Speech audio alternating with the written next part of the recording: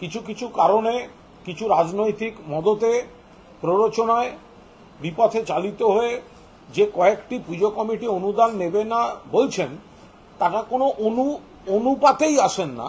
আর যে কজন পুজো কমিটি বলছেন নেব না, তার কয়েক গুণ বেশি নতুন আবেদন করতে চাইছেন যে তারা আমরা পেতে চাই।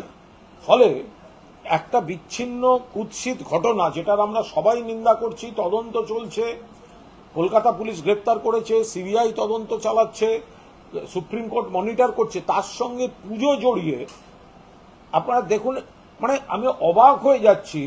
একজন সিপিএম সমর্থক চিকিৎসক তিনি প্রথমে তার সোশ্যাল মিডিয়ার পোস্ট প্রথমে বললেন যে একটা ভয়ঙ্কর ঘটনা ঘটেছে আরজি করে, উৎসব হওয়া উচিত নয় বলেছেন।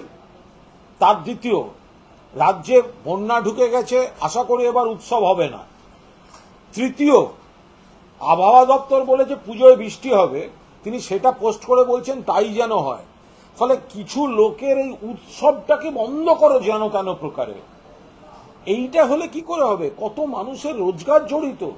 পুজোর মধ্যে যারা ক্ষুদ্র ব্যবসায়ী সামান্য ঘুগনি বিক্রি করে, সামান্য আইসক্রিম বিক্রি করে, সামান্য বেলুন বিক্রি করে, সামান্য ফুচকা বিক্রি করে, এই যে ছোট ছোট বাচ্চাদের খেলার জিনিস বিক্রি করে, পুজোর বা উৎসবের ভিড়ে যাদের বিপুল সময়ের জন্য একটা সঞ্চয়ের আয় তৈরি হয়ে থাকে, তা তাদের আপনারা কথা ভাববেন না?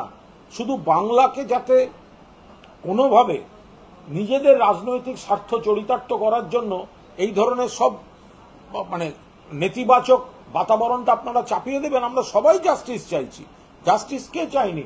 এই ধর্ষণ এবং খুনে জড়িতদের ফাঁসি হোক, ধরা পড়ুক। যদি কেউ চক্রান্ত করে থাকে, যদি কেউ তথ্য প্রমাণ লোপাট করে থাকে, তাদের গ্রেফতার হোক, শাস্তি হোক।